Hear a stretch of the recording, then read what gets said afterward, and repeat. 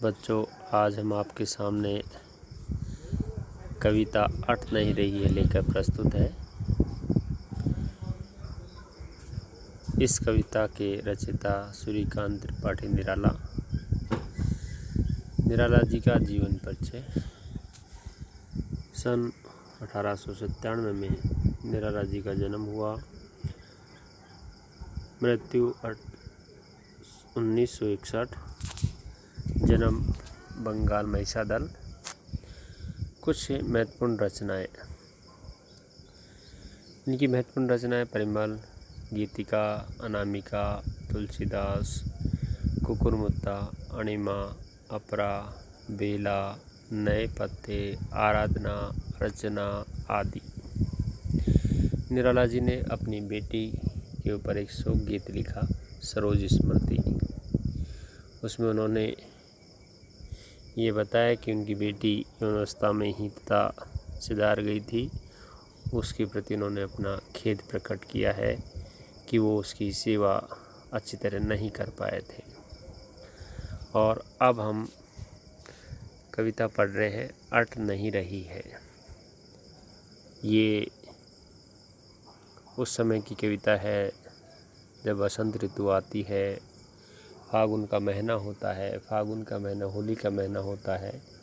प्रकृति चारों ओर से हरी भरी फूलों से लदी हुई दिखाई देती है, तो वो अति सुंदर दिखाई देती है।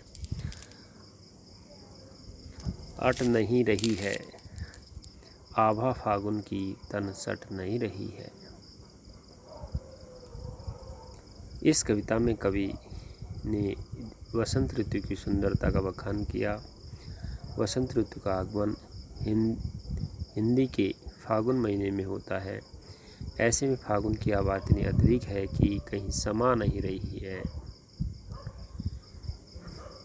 कहीं सांस लेते हो, घर घर भर देते हो, उड़ने को दम में तुम पर कर देते हो। आँख हटाता हूँ तो हट नहीं रही है। इसमें कवि ने बताया कि किस प्रकार उस सुंदरता को देखते ही रहना बनती है। जो सुंदर होता है वह आकर्षण होता है, और जो आकर्षण होता है उसको देखते रहना इच्छा भी होती है। ऐसे ही फागुन की सुंदरता के वर्णन किया है कवि ने।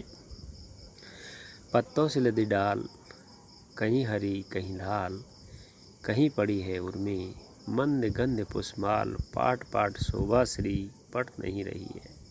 अर्थात पत्तों से लदी हुई डाल ऐसे लग रही है कि मानो तथा कहीं हरी है कहीं लाल दिखाई दे रही है, लाल फूलों से लदी हुई है। और ऐसा लग रहा है कि फूलों की डाल से कि मानो पुष्पों ने अपने तथा पेड़ों ने अपने तथा हृदय पर पुष्पमाल को ही धारण कर रखा है।